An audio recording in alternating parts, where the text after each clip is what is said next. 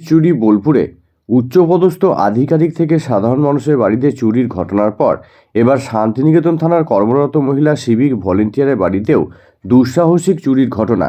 খোয়া গেল নগদ সহ লক্ষ লক্ষ টাকার গহনা, আলমারি থেকে সোনার রূপোর বাসনপত্র, নগদ টাকা সহ শাড়ি জামাকাপড় নিয়ে চম্পট দিল চোরের দল।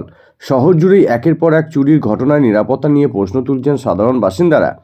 কেউ ঘরে নেই এবং তার সুযোগ নিয়েই পরপর তালা ভেঙে দুঃসাহসিক চুরির ঘটনায় বোলপুরের স্কুলবাগান এলাকায় ছড়ায় চাঞ্চল্য।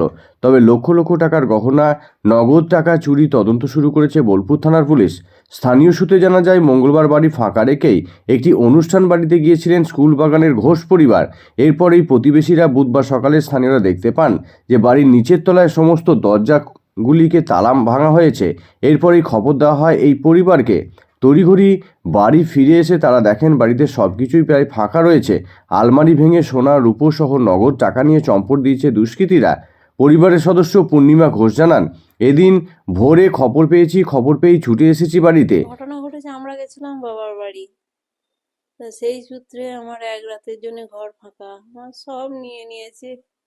5.5 ভরি থেকে 6 ভরি সোনা,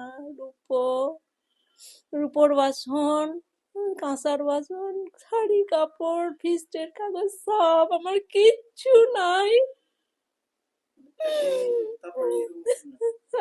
আমাকে ফোন গেছিল, ওপর থেকে ফোন করলো, তোদের বাড়িতে চুরি হয়েছে। ওপরে নিজেদের লোকই থাকে, কিন্তু আমি সেই ভরসায় বাড়ি ছেড়ে গিয়েছি। আমি জানি ওপরে তো লোক আছে। এসে দেখছি আমার সব নিয়ে নিয়েছে, কিচ্ছু নেই। পুলিশকে জানিয়েছি বিষয়।